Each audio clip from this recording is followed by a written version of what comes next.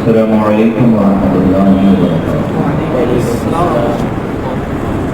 الحمد للہ وکفیٰ والصلاۃ والسلام علی محمد المصطفیٰ وعلی آلہ واصحابہ الذین سعدوا فی معارج الحق والہدی وخلفائہ ساداتنا ابی بکر الصدیق الاکبر وعمر الفاروق الاعظم وعثمان ذی النورین واسد اللہ الغالب علی المرتضی وابنه الإمام حسن المجتبى وصدته الإمام حسين الشهيد دافع الكرب والبلاء وأمهما سيدة النساء فاطمة الزهراء وابنه عبد القادر سيدنا غوث الورى وسراج أمة أبي حنيفة إمام أئمة الهدى وإمام أهل سنته مجدد العظم لدينه وشريعته سيدنا أحمد رضا وابن الشيخ المفتي الأعظم مصطفى رضا وابنه سيدي وسندي وذكري الشيخ المفتي أكبر رضا وجميع أهل السنة والجماعة دائما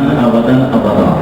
أما بعد وأعوذ بالله من الشيطان الرجيم. بسم الله الرحمن الرحيم. الأخلاء يومئذ بعضهم لبعض عدو إلا المتقين. صدق الله مولانا العظيم. درود شریف پڑھیں. اللهم صل على سیدنا مولانا محمد معدن الجود والکرم وآلہ وصحبہ وبارک وسلم.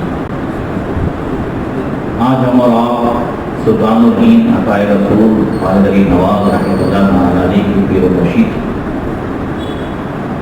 سید الاولیاء خیر الاسقیاء حضرت سیدنا خواجہ عثمان ہارونی رضی اللہ تعالیٰ عنہ کی اس شریف کے موقع پر ان کی بارگاہ میں خطاب عقیدت پیش کرنے کے لیے حاضر ہوئے. اللہ تعالیٰ ہم سب کی حاضری کو قبول فرمائے. اس محفل کو دنیا و آخرت میں ہم سب کے لیے ذریعہ نجات بنائیں. فیضان اولیاء کرام سے، فیضان غریب نواز سے اور فیضان خواجہ عثمان ہارونی سے مالا مال فرمائیں. آپ کے بتائے ہوئے چلے ہوئے راستے پر چل کر زندگی گزارنے کی توفیق عطا فرمائیں. یہ اللہ تعالیٰ کا بہت بڑا احسان ہے کہ اس نے ہمارے دلوں میں اپنے محبوب بندوں کی محبت عطا فرمائی ہے. اللہ کے رسول صلی اللہ علیہ وسلم نے ارشاد فرمایا کہ وجبت محبتی للمتحابین والمتزاورین والمتجالسین فی والمتبادلین فی. فرمایا جو صرف میری محبت کی وجہ سے آپس میں محبت کرتے ہیں یا جو صرف میری محبت کی وجہ سے آپس میں بیٹھتے ہیں یا ملاقات کرتے ہیں یا میری ہی محبت کی وجہ سے ایک دوسرے پر خرچ کرتے ہیں، اللہ فرماتا ہے میری محبت ان کے لیے واجب ہو جاتی ہے. تو یہ کچھ محبتیں ایسی ہیں کہ آج ہم حضرت خواجہ عثمان ہارونی سے محبت کرتے ہیں، غریب نواز سے محبت کرتے ہیں، تو انہوں نے اپنے زمانے میں بھی ہم سے محبت کی. انہوں نے اپنے زمانے میں بھی ہم سے محبت کی ہے. میں انشاءاللہ کہ بتاتا ہوں انہوں نے بھی ہم گنہگاروں کو یاد رکھا ہے. اور یہ محبتیں ایسی ہیں کہ اللہ کے رسول صلی اللہ علیہ وسلم نے فرمایا کہ یہ الارواح جند مجندۃ فی عالم الارواح، کہ یہ روحیں جو ہیں یہ اس وقت ہی سے جب جو ہے روحیں نکالی گئی تھی اس وقت سے ایک دوسرے کو پہچانتی ہیں اور ایک دوسرے سے محبت کرتی ہیں جو ایمان والی روح ہے. تو یہ اللہ تبارک و تعالیٰ کا بہت بڑا احسان ہے کہ اس نے ہمیں اولیاء کرام کا ماننے والا، ان سے محبت کرنے والا بنایا. ان کی یادیں حقیقت میں ہمارے دلوں میں اسلام کی عظمت کو مضبوط کرتی ہے. انہوں نے جس طریقے سے اسلام کی اور دین مصطفیٰ کی خدمت کی اور جس طریقے سے انہوں نے دین اسلام پر مضبوطی سے چل کر کے زندگی گزاری، ان کی زندگی ہمارے لیے ایک مشعل راہ ہوتی ہے.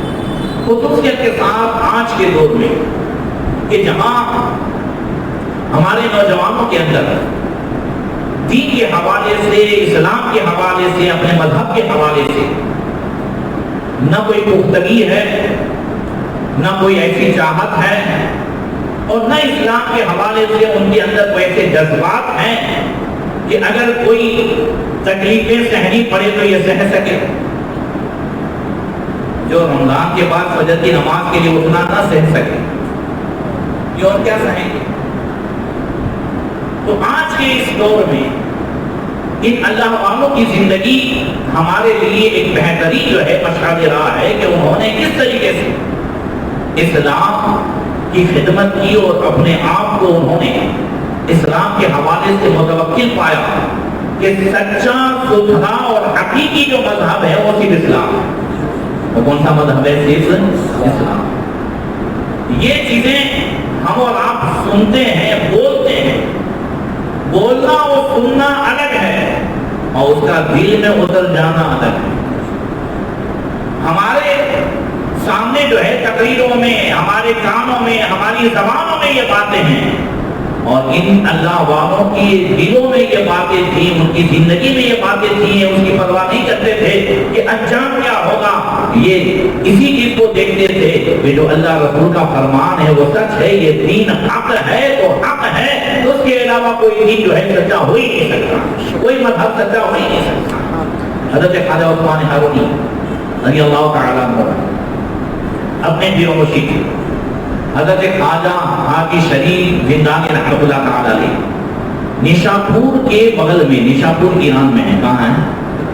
جہاں حضرت خواجہ شیخ فرید الدین عطار رحمۃ اللہ تعالیٰ علیہ کا جو ہے مزار شریف ہے، وہاں میری حاضری بھی ہوئی ہے. اور نشاپور قریب ہے مشہد میں. مشہد میں اہل بیت کے 8ویں امام حضرت علی رضا رضی اللہ تعالیٰ عنہ کا بڑا عالیشان مزار ہے. اور نشاپور میں حضرت علی رضا رضی اللہ تعالیٰ عنہ تشریف لائے تھے اور ان کے پاؤں کی نشان بھی ہے، وہاں بہنے والا چشمہ بھی ہے اور بہت ساری وہاں چیزیں ہیں نشاپور میں. ایک زمانے میں نشاپور ولیوں کا مرکز تھا، علم کا جو ہے مرکز تھا، سینٹر تھا.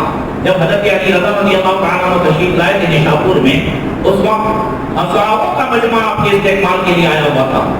اور آپ کو یاد ہو تو میں نے مسجد جناح میں حضرت علی رضا کے حوالے سے بڑی تفصیل سے سنایا.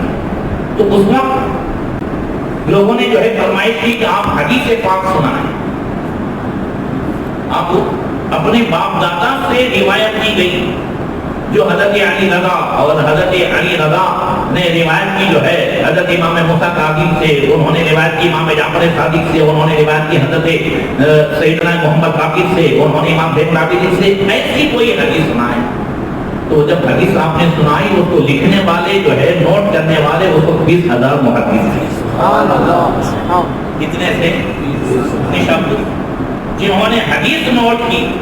اور اس حدیث کے حوالے سے امام احمد بن حنبل کہتے ہیں کہ یہ جو پوری حدیث ہے، حدیث یہ ہے قال علی رضا رضی اللہ تعالیٰ عنہ حدثنی ابی موسیٰ الکاظم عن ابی جعفر الصادق عن ابی محمد الباقر عن ابی زین العابدین عن ابی علی بن ابی طالب عن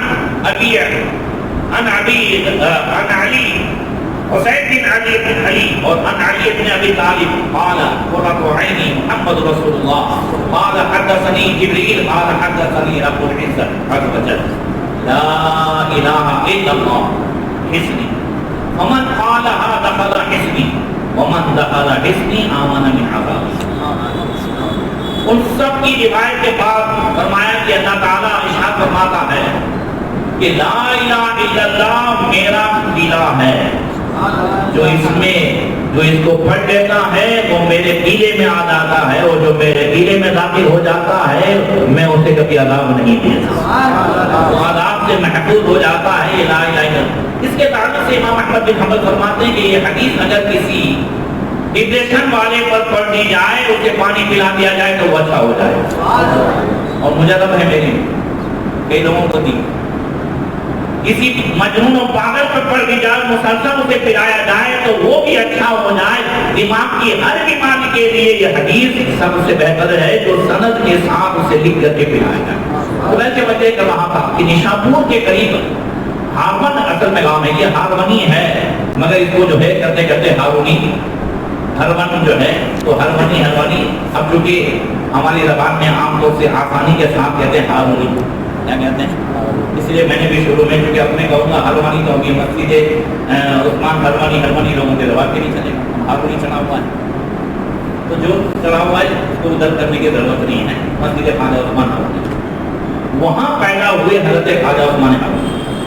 مگر آپ نے زیادہ تر جگہ قائم یہ سیاحت میں سفر میں بولا جب سلطان الدین عطا رسول غریب نواز رحمۃ اللہ تعالی علیہ کی مرشد کی تلاش میں چلتے چلتے جب آپ پہنچے کہاں پہنچے بغداد شریف سید القائنات جنید بغدادی رضی اللہ تعالی عنہ کی مسجد جہاں کا مدار ہے بغل میں مسجد ہے.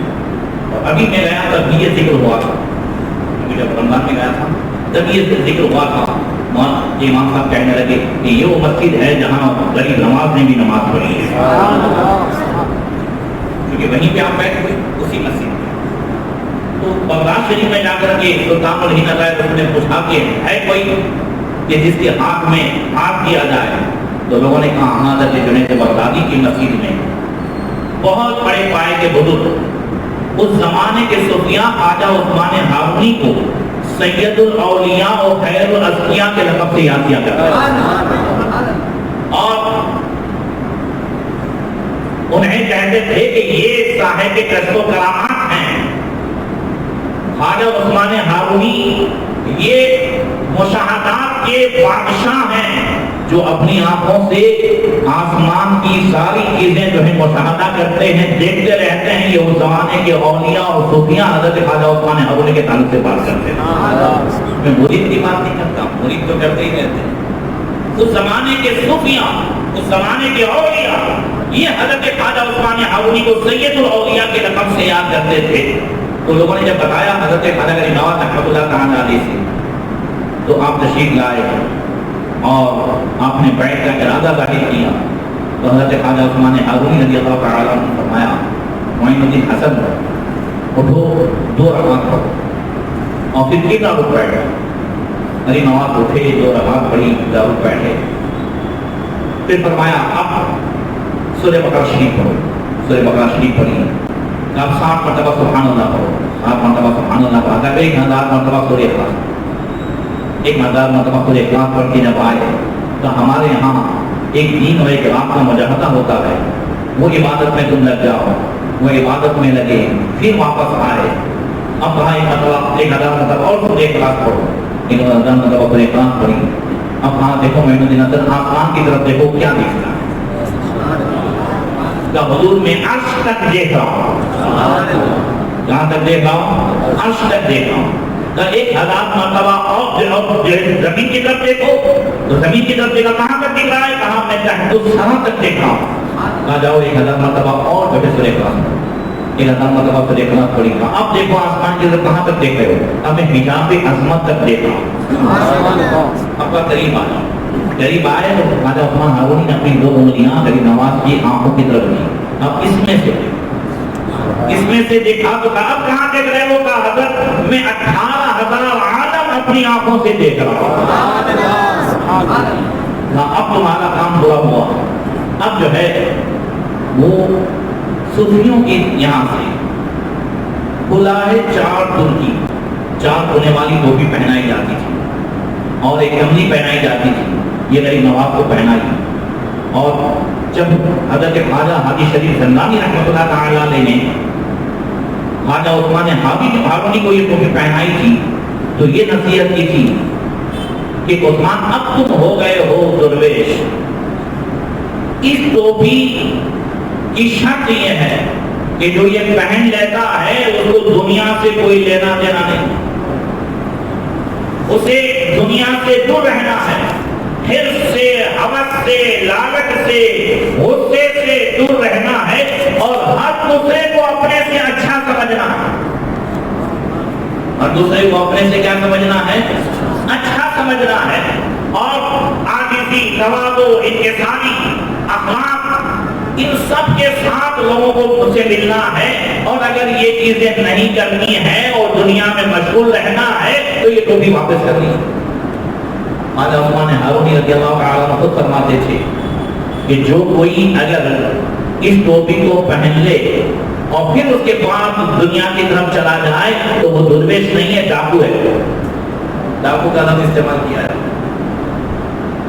درویش ہوتا ہی نہیں ہے کہ جیسے دنیا سے کوئی وہ نہیں. آپ پورے 5-6 فاقے کے بعد صرف 3 لوگ میں کھانا کھاتے تھے.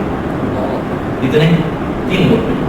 غریب نواز رحمۃ اللہ تعالیٰ علیہ سے فرمایا معین الدین حسن میری خدمت میں رہو. غریب نواز خدمت میں رہے 10 سال تک. کتنے سال تک؟ 10 سال تک خدمت میں رہے اور پھر تشریف لے گئے حج کے لیے مکہ شریف تشریف لے گئے. وہاں بھی حضرت خواجہ عثمان ہارونی رضی اللہ تعالیٰ عنہ نے برابر میزان رحمت کے نیچے کھڑے ہو کر غریب نواز کا ہاتھ پکڑ کر کے آپ کی مولا میں معین الدین حسن کو تیرے سپرد کرتا ہوں. ایسے آواز آئی ہم نے معین الدین حسن کو قبول کر لیا. اور پھر بارگاہ رسالت پہ لے کر کے خواجہ عثمان ہارونی حاضر ہوئے تو غریب نواز سے کہا یہاں سلام کرو. تو جیسے ہی غریب نواز نے سلام کیا حضور کی بارگاہ میں تو روضہ انور سے جواب آیا وعلیکم السلام یا قطب المشائخ. تب خواجہ عثمان ہارون نے فرمایا معین الدین حسن اب تمہارا کام پورا ہو گیا, اب تم جا سکتے ہو. مگر غریب نواز گئے اور پھر کچھ دنوں کے بعد آئے اور پھر 10 سال اور رہے, 20 سال تک. کتنے سال تک؟ 20 سال تک خواجہ عثمان ہارونی کی خدمت کی ہے. اور میں نے سینہ بسینہ سنا ہے, یہ میں نے کہیں کتاب میں نہیں پڑھا مگر چونکہ فقیروں کے پاس میں بہت رہا ہوں تو میں نے سینہ بسینہ سنا کہ خواجہ عثمان ہارونی کو پولیو تھا. کیا تھا؟ تو غریب نواز 20 سال تک آپ کو کندھے پر اٹھا کر کے گھومتے تھے. یہ ایسے ہی نہیں ہوتا, یہ خدمت کی ہے. 20 سال تک خدمت کی ہے. اور جب آخری ٹائم تھا پاک شوال, آج کی رات جو ہے یہ خواجہ عثمان ہارونی کا آخری ٹائم تھا, تو آخری ٹائم آپ نے سب کو سب سے ملنا چھوڑ دیا, کسی سے نہ ملاقات ہے نہ کچھ ہے. مگر غریب نواز سے فرمایا کہ رات کے وقت تمہیں میرے پاس آنا ہے, ابھی بھی کچھ فقر کی تعلیم ادھوری ہے جو تمہیں دینی ہے. اور وہ غریب نواز کو تعلیمات عطا فرمائی. خواجہ عثمان ہارونی رضی اللہ تعالیٰ عنہ نے بزرگوں سے وہ پایا کہ خواجہ شریف زنانی رحمۃ اللہ تعالیٰ علیہ سے اجازت لے کر کے آپ جیسے ہی آگے بڑھے تو ایک جگہ دیکھا کہ پورا گاؤں جو ہے وہ آتش پرست آم کے پجاریوں کا ہے. وہاں ایک درخت کے نیچے آپ نے مسلح بچھایا, نماز میں لگ گئے. آپ کے خادی خواجہ فخر الدین جو ہے ان سے کہا جاؤ جا کر کے گاؤں میں سے آگ لے آؤ, بڑی ٹھنڈک محسوس ہوتی ہے تو کچھ آگ جلائے. آگ لینے کے لیے گئے تو کسی نے آگ نہیں. اب آپ نے تازہ وضو کیا تو گاؤں میں تشریف لے گئے. ایک جگہ بہت بڑی آگ جل رہی تھی اور اس کے ارد گرد کئی بیٹھے تھے. ان کا سب سے بڑا آگ کا پجاری جو تھا وہ بھی بیٹھا ہوا تھا. خواجہ عثمان ہارونی رضی اللہ تعالیٰ عنہ نے ان سے فرمایا کہ تم اللہ وحدہ لا شریک کی عبادت چھوڑ کر یہ آگ کی پوجا میں لگے ہو. آگ تو ایک مخلوق ہے اور اللہ تعالیٰ کی ایک ادنا سی مخلوق ہے, تم اس کی پوجا کر رہے ہو. تو یہ کہتا ہے یہ آگ عام آگ نہیں ہے, یہ آگ عظمت والی ہے, یہ بہت بڑی آگ ہے, اس کے ذریعے سے ہم جہنم کی آگ سے بچیں گے. تو خواجہ عثمان ہارون رضی اللہ عنہ فرمایا اگر تم اپنے اعضاء میں سے کسی اعضاء کو اس میں ڈالو, انگلی کو بھی ڈالو تو یہ آگ جلائے گی نہیں. بولے آگ کی تو تاثیر ہے جلانے کا. بولے جب اس کو پوج رہے ہو تو یہ جلا دے گی اور تمہارا عقیدہ یہ ہے کہ اس کو پوجیں گے تو جہنم کی آگ تو جس کو پوج رہے ہو تم کو جلا دے گی. یہ کہہ کر کے اس کے گود میں 7 سال کا بچہ تھا. کتنے سال کا بچہ تھا؟ خواجہ عثمان ہارونی نے اس کو لیا اور خود آگ میں تشریف لے گئے. یہ ہے اسلامیت. میں نے کیا کہا تھا؟ یہ ہے اسلام پر بھروسہ. ان چیزوں کو آج اپنے بچوں کو بتانے کی ضرورت ہے. آج اسلام کے حوالے سے ہمارے بچے جانتے نہیں ہیں. اور یاد رکھیں آج کے دور میں ضروری ہے کہ اپنے بچوں کو غیروں سے ڈھیل دلائیں. یہ بات سمجھ میں آ رہی ہے؟ غیروں سے کیا دلائیں؟ ڈھیل سمجھتے ہو نا, نفرت. آج اس نفرت کی ضرورت ہے. ڈھیل دلائیں کیا مطلب؟ آج ہم نے نہ اپنے تہوار کے حوالے سے بتایا ہے بچوں کو, نہ اپنے تہواروں کی رسمت کو بتایا ہے, نہ اسلام اسلام کی عظمت کو بتایا ہے تو غیروں کی طرف مائل ہو جاتے ہیں, غیروں کے دیوار کی طرف مائل ہو جاتے ہیں. جب اپنے دین کی, میں آپ کو ایک مثال دیتا ہوں, اگر کسی کے سامنے دو کٹورے رکھے جائیں, دونوں میں سیم بھنا ہوا گوشت ہو, گوشت اپنے سامنے روا بھی نہیں ہوا ہے, اپنے سامنے بنا بھی نہیں, بنا ہوا تیار بھنا ہوا مسالے دار گوشت ہو, دونوں کٹورے رکھ کر کے کہا جائے یہ بھی گوشت ہے یہ بھی گوشت ہے, مگر یہ بکرے کا ہے اور یہ کتے کا ہے. مسالہ دونوں میں, کتے کا سن کر کے گھین آئے گی کہ نہیں؟ آئے نا, بولو آئے گی نا. خنزیر کا سن کر کے گھین آئے گی نا, نفرت ہوگی کہ نہیں؟ آج کسی کی ضرورت ہے جو غیروں کے حوالے سے اپنے بچوں کے دلوں میں پیدا کریں.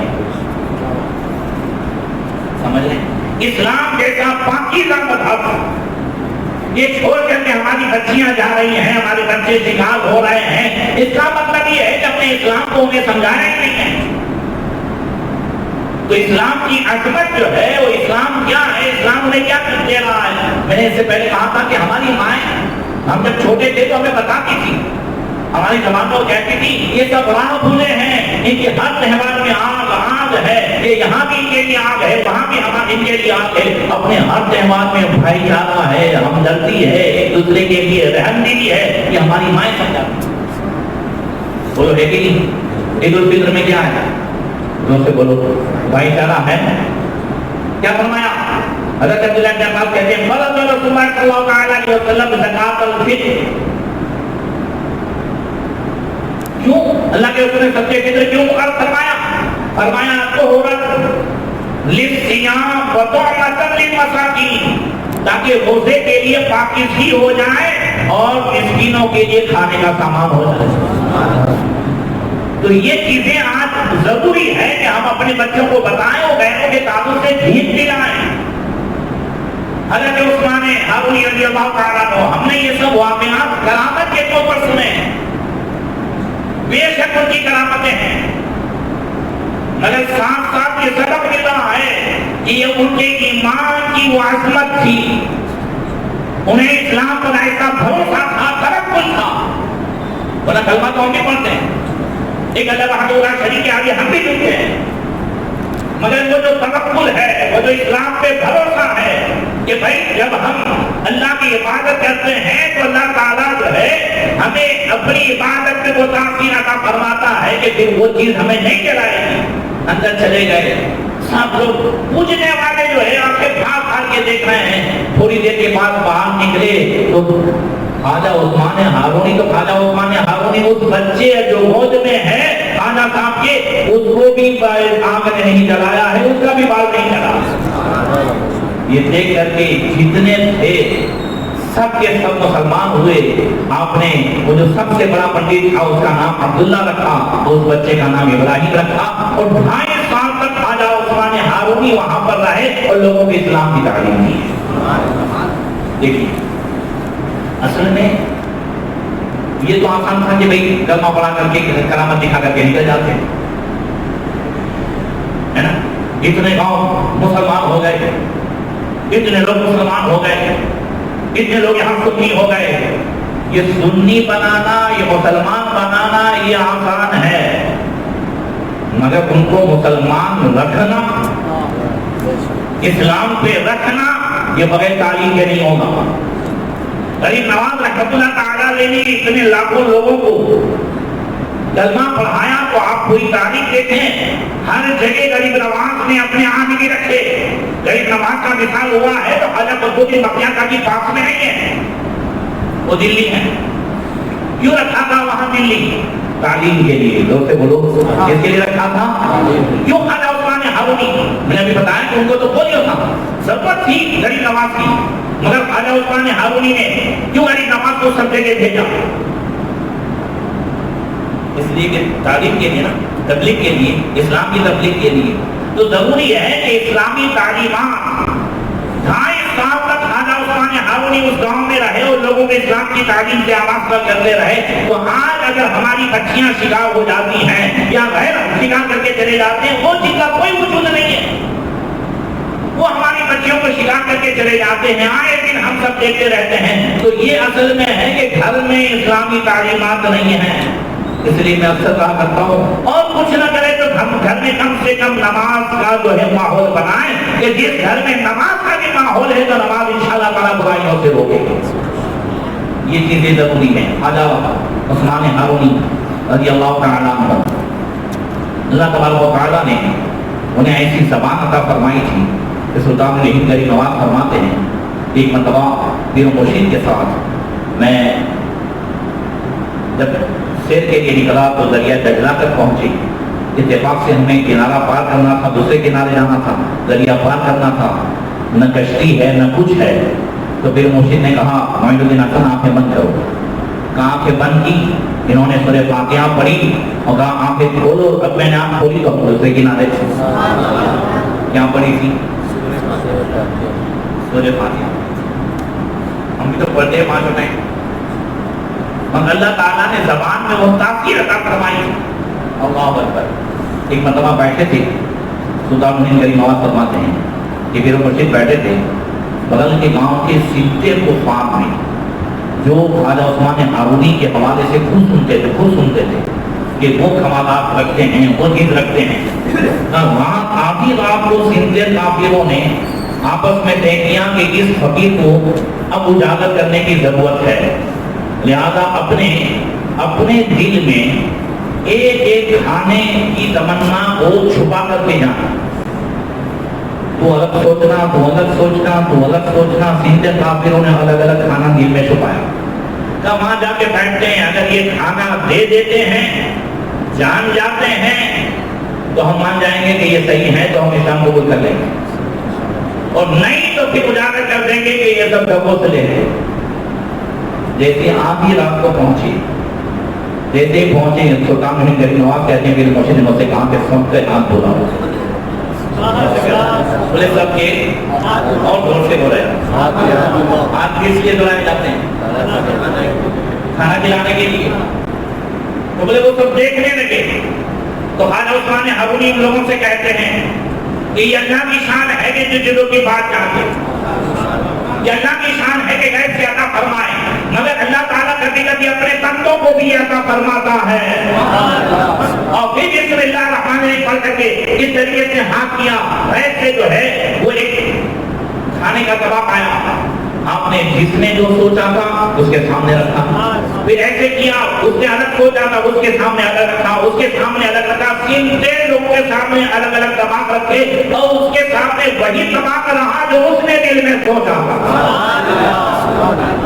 صاحبوں نے پیٹ بھر کے کھایا، اور سندر کے سندر کہنے لگے کہ ہم نے مان لیا کہ آپ کمال والے ہیں، مگر ہم اگر اسلام قبول کر لیں تو آپ تو کمال والے ہیں، کیا ہمارے اندر یہ کمال آ سکتا ہے؟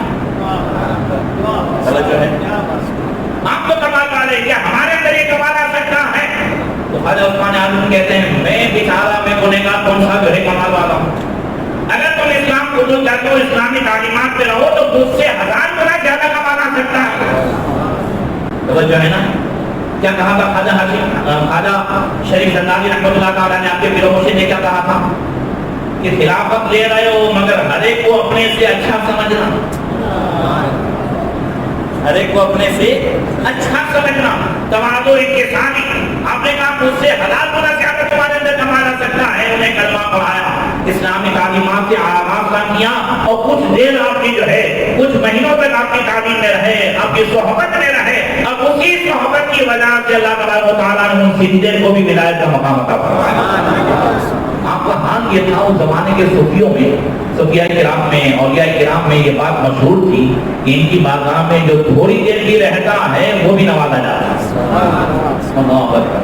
وہ حضرت سیدنا خواجہ عثمان ہارونی رضی اللہ تعالیٰ عنہ 5 ٹائم جب نماز پڑھتے تھے،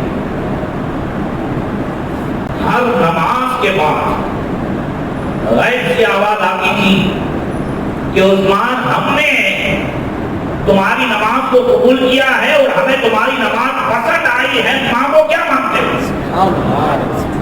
تو ہر نماز کے بعد خواجہ عثمان ہارونی کہتے مولا میں تجھ سے تجھ ہی کو مانگتا ہوں. تو ایسی آواز آتی کہ ہاں ہاں ہم نے تو جو ہے تمہیں چن لیا ہے، پسند کر لیا ہے، اس کے سوا مانگو کیا مانگتے ہو. تو آپ ہر نماز کے بعد دعا کرتے کہ مولا تیرے محبوب کی امت گنہگار ہے، تیرے محبوب کی امت کیا ہے؟ گنہگار ہے. تو اپنے محبوب کی امت کے گنہگاروں کو بخش دے. یہی عثمان ہارونی کی چاہت ہے. تو ہر نماز کے بعد یہ آواز آتی کہ ہاں ہم نے تمہاری دعا سے 30,000 کو جہنم سے آزاد کر دیا ہے. فرماتے ہیں یہ ہر نماز کے بعد ہوتا تھا اور پتہ نہیں کب تک چلا. اور کتنے جو ہے لاکھوں لوگ روزانہ 1.5 لاکھ ہر نماز میں 30,000 تو روزانہ کتنے ہوئے؟ کتنے لاکھوں لوگ آپ کی دعا سے بخشے گئے. سے کہہ دو یہ ہے چاہت، یہ ہے ان کی دوستی، یہ ہے اللہ والوں سے محبت. اسی چیز کی ضرورت ہے کہ اپنے بچوں کے اندر ڈالیں. آج ہمارے دلوں میں ان اولیاء کرام کی عظمت محبت یہ ہے، مگر اس طرح کرامت نہیں آ سکتی. کیا ہے کرامت نے نیاز کھا لی، ووٹ منا لیا، میلے میں حاضری دے دی. اولیاء کرام کی محبت ہو، ان کا دامن ہو اور پھر بھی بندہ مارا مارا پھرے. مجھے حضرت نوری میاں رحمۃ اللہ تعالی کا شعر ایسا نہیں ابھی یاد آیا، اکثر مجھے یاد آتا ہے، اکثر میں پڑھا کرتا ہوں، اپنے بیٹے معین کو بھی سکھاتا ہوں. غلام غوث اعظم بے کس و مستر نمی مانت، گر مانت شب مانت، شب دیگر نمی مانت. فرمایا سراج الصالحین حضرت ابو حسین نوری میاں رحمۃ اللہ تعالی پیر و مرشد حضرت مفتی اعظم نہیں، وہ فرماتے ہیں غوث پاک کا غلام پریشان ہو، بے سہارا ہو، بے چین ہو، نہیں ہو سکتا. اور فرمایا اگر 1 لاکھ پریشان ہو جائے تو ہو جائے، دوسری لاکھوں سے پاک کی مدد ضرور آ جائے. پھر سے سناتا ہوں، غلام غوث اعظم بے کس و مستر نمی مانت. غوث پاک کا غلام کبھی بے کس نہیں ہو سکتا، بے چین نہیں ہو سکتا. گھر مانت شب مانت، اگر ہو سکتا ہے تو ایک آدھ رات شب دیگر نمی مانت. تم دکھا دو. کبھی کبھی پریشانی ہوتی ہو، کبھی میں بھی پڑھتے رہتا ہوں، وہ سکون ملتا ہے اس چیز کو کہ بھائی ہمارا ہاتھ کس کے ہاتھ میں. خواجہ عثمان ہارونی آگ میں چلے گئے تو کیا کچھ لگا کے گئے تھے؟ کیمیکل. آج ہمارا بھروسہ جتنا کیمیکلس میں ہے اتنا اس پر نہیں ہے اللہ کے ساتھ ہے. صحیح ہے نا؟ ابھی 21 رات جو ہے نجب اشرف میں ہم لوگ تھے، مولا کائنات مولا علی کی بات میں 21 رات ابھی کی جو ہے تو بارش بھی باہر نکلے تو بہت تیز ہوئی. گلی میں سے ہم لوگ اور بڑے بڑے جو ہے جیسے یہاں محرم میں ماحول ہوتا ہے وہاں اس وقت تھا ابھی 21 روزے، تو بڑے بڑے اس طریقے سے ان کے جلوس نکلتے تھے. اور پورے کالوں میں ہم سفید اتنے ہی تھے جتنے پورے کالے ہاتھی پہ ایک جو ہے تیل کا داغ ہوتا ہے، سفید داغ وہ اتنے تھے. میں نے اسی وقت کہا میں کہ اتنے کالوں میں اپنے اتنے دکھائے سمجھ رہے. اور وہ خون نکالتے تھے، وہ سب کچھ کرتے تھے. تو گلی میں سے ہم لوگ نکلے کہ بارش ہو رہی ہے تو وہاں 3-4 کالوں کو دیکھا کہ وہ کلر لگا رہے تھے، لال کلر. کیا لگا رہے تھے؟ وہ اپنی اس میں پڑھائی کرنے کے لیے کہا انہوں نے بھی خون نکالا. تو جتنے کیمیکل ان چیزوں پہ آج بھروسہ ہے وہ اللہ کی ذات پہ اتنا بھروسہ نہیں. آج جتنا ہمیں ہمارے بیپاری پہ بھروسہ ہے سمجھ رہے ہیں، اس نے جو کہہ دیا اس کا بھروسہ ہے، اتنا ہم اللہ رسول کے جو ہے فرمان کو اتنا بھروسہ نہیں رکھ رہے. میں ایمان و ماننے کی بات نہیں کرتا، ایمان تو ہم کہتے ہیں ہاں ایمان ہے، مگر اصل بات یہ ہے کہ جب بات آ جائے کہ ہاں ادھر व्यापारी कहते कि भाई 40% تو اس پر بھروسہ ہے. ادھر اللہ کے رسول صلی اللہ علیہ وسلم نے فرمایا ماہ رمضان میں ایک کے کتنے ملیں گے, تو اس پہ انتظار رہتا ہے کہ ملیں گے کہ نہیں ملیں گے. سمجھ رہے ہیں؟ یہ چیزیں آج ہمارے اندر ہے, اس کو ہمارے بچوں کو سمجھانے کی ضرورت ہے. اسلام کی صحیح تعلیم اور اسلام کی عظمت بتانے کی ضرورت ہے. میں نے کئی مرتبہ آپ سے کہا ہے کہ چھوٹی چھوٹی باتیں بچوں کو بتائیں, دسترخوان کے ذکر کریں, اولیاء کرام کا ذکر کریں, ان کی کرامتیں صرف کرامتیں نہ سنائیں. کرامت ان کے اندر آئی تھی کہ اللہ نے انہیں مقام دیا کیسے, کہ کس کو یاد کر رہے تھے, کہ کس کی عبادت کر رہے تھے, کہ کس کی آنکھیں جھک رہے تھے, ان کا بھروسہ کس پر تھا. یہ کون ہے؟ وعد اللہ فلیتوکل المؤمنون, مومنوں پر اللہ ہی پر بھروسہ ہوتا ہے. وہ توکل علی اللہ جو ہے ان کا وہ بتائیں. صرف کرامت کے اتنا یہ ہو گیا, اتنا ہو گیا. کرامتیں ہم نے خود سنی سنائی ہے, مگر یہ کرامتیں اولیاء کرام کو کس طرح ملی ہے وہ بتانے کی ضرورت ہے تاکہ ان کے دلوں میں محبت پیدا ہو. غریب نواز رحمۃ اللہ تعالی علیہ فرماتے ہیں کہ میرا جو ہے ہمسایہ تھا, پڑوسی تھا, اور پیر بھائی بھی, وہ بھی خواجہ عثمان ہارون رضی اللہ تعالیٰ عنہ کا مرید کا. اس کا اعتقاد ہوا, جنازے میں سب شامل ہوئے. جب دفن ہو گیا تو سب چلنے لگے تو ولی نواز کہتے ہیں میں بیٹھ گیا اور میں کچھ دیر پڑھنے لگا. تھوڑی دیر میں غریب نواز کہتے ہیں کہ میں نے اس کی قبر میں دیکھا, قبر میں دیکھا, قبر کی طرف نہیں دیکھا, قبر کو نہیں دیکھا, قبر میں دیکھا. فرشتے آئے اور عذاب کے فرشتوں نے جیسے ہی عذاب کرنا چاہا تو اس نے کہا میں خواجہ عثمان ہارونی کا مرید, اور اتنے میں خواجہ عثمان ہارونی کو تشریف لیا, کافی مرشد خود آ گئے, کہا یہ میرا مرید ہے. فرشتے واپس گئے اور پھر آئے, کہا یہ آپ کا مرید تو ہے مگر اس نے آپ کا راستہ چھوڑ دیا تھا, آپ کے راستے پر نہیں تھا, اس وجہ سے جو ہے کہ عذاب تو ہوگا. پھر خواجہ عثمان ہارونی کہتے ہیں کہ ہاں میرا راستہ چھوڑ دیا تھا مگر مجھ سے بندھا تو تھا, اس نے ایمان نہیں چھوڑا ہے, عمل اس کا ہی ہو گیا تھا مگر رشتہ تو مجھ سے ہے, اس نے میرے ہاتھ میں ہاتھ تو دیا تھا. پھر فرشتے آ گئے اور پھر واپس آئے, کہنے لگے اللہ کا حکم ہے کہ ہم آپ کی وجہ سے اس کو بخش دیں. زور سے کہہ دو غریب نواز نے یہ سب دیکھا ہے, غریب نواز نے اسے بیان کیا ہے. کافر و مرشد کے وسیلے سے اللہ تبارک و تعالیٰ نے اس کو معاف فرما دیا, اس کی بخشش فرما دی.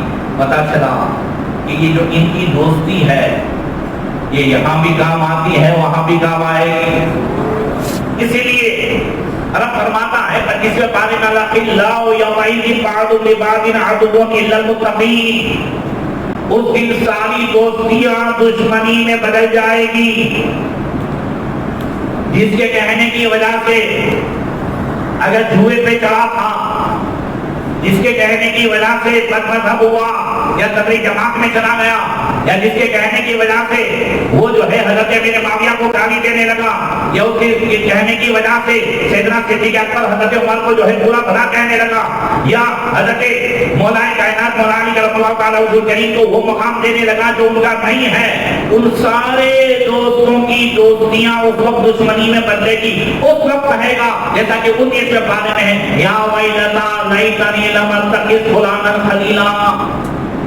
اللہ فرماتا ہے قرآن کہ بندہ اچھا خاصا تھا مگر دوستوں کی وجہ سے بگڑا, تو اس وقت اس دوستی کی وجہ سے جب جہنم میں جائے گا تو کہے گا اے کاش میں نے اس کو دوست نہ بنایا ہوتا, میں فلاں مذہب کو دوست نہ بنایا ہوتا, اس شیعہ کو دوست نہ بنایا ہوتا, اس سے رشتہ نہ رکھا ہوتا. یا جو ہے دوستی کی وجہ سے اگر اس نے موبائل کا غلط استعمال کیا ہوگا یا کسی لڑکی کے ساتھ جو ہے تعلقات رکھے ہوں گے, وہ ساری دوستیاں جب دشمنی میں بدلے گی تو کہے گا یا ویلتا لیتنی لم اتخذ فلانا خلیلا, ایک کاش میں نے فلاں کو دوست نہ بنایا ہوگا. مگر اگر کسی نے کسی عالم کو بھی اگر وضو کرایا ہوگا تو یہ وضو کرانا بھی کام آئے گا. کون پکڑ کے کہے گا حضرت پہچانتے ہو, کون, میں نے آپ کو وضو کیا تھا. یہ وضو کرانا بھی حدیث میں ہے, اس کی وجہ سے بھی اس کی بخشش ہو جائے. یہ حدیث پاک میں شاید کبھی بارہ سناؤں گا, مجھے بھی یاد ہے. تو یہ ساری دوستیاں دشمنی میں بدلے گی. اللہ فرماتا ہے الا المتقین، مگر جو غریب نواز سے نسبت ہے، جو خواجہ عثمان ہارونی سے نسبت ہے. یہ آپ نے آج پروگرام نسبت کی وجہ سے رکھا ہے اور کس کی وجہ سے رکھا ہے؟ نسبت. یہ نسبتیں کام آئے گی. کیا کہا تھا حضرت خواجہ عثمان ہارونی نے فرشتوں سے؟ بھلے میرے اس میں نہیں تھا مگر نسبت تو تھی. یہ نسبتیں اپنے بچوں کو کراؤ، انہیں بتاؤ کہ کی دوستیاں کام آئیں گی. اور یہ ساری دوستیاں جو کالج کی دوستیاں ہیں، جو غیروں کی دوستیاں ہیں، جو بچیاں آج دوستیاں کر رہی ہیں، ان تمام کا جو انجام آج ہو رہا ہے. اور کبھی کبھی بھلے اپنے گھر میں کچھ نہ ہو. اصل میں ہمارا معاملہ یہ ہے کہ اپنے حادثے کا انتظار کرتے ہیں. کیا کرتے ہیں؟ حادثے کا انتظار نہیں کرنا ہوتا ہے، عبرت لینی ہوتی. آج ادھر ہوا ہے تو ادھر ہو سکتا ہے. میں نے میری بچیوں کا واٹسپ گروپ بنایا اور اس میں اس قسم کے حادثے ڈالتا ہوں. ان کی شادی بھی ہوگی مگر وہ بھی سمجھیں. اور پھر ایک دن میں نے بچی کو جو ہے میسج ڈال کے کہا، میں نے کہا بیٹا تمہارے بھی گروپ ہو تو اس میں یہ سب ڈالو جو میں یہاں ڈالتا ہوں. ایک دوسری بچیوں کو بتاؤ کہ غیروں کے ساتھ رشتے رکھنے میں انجام کیا ہو رہا ہے.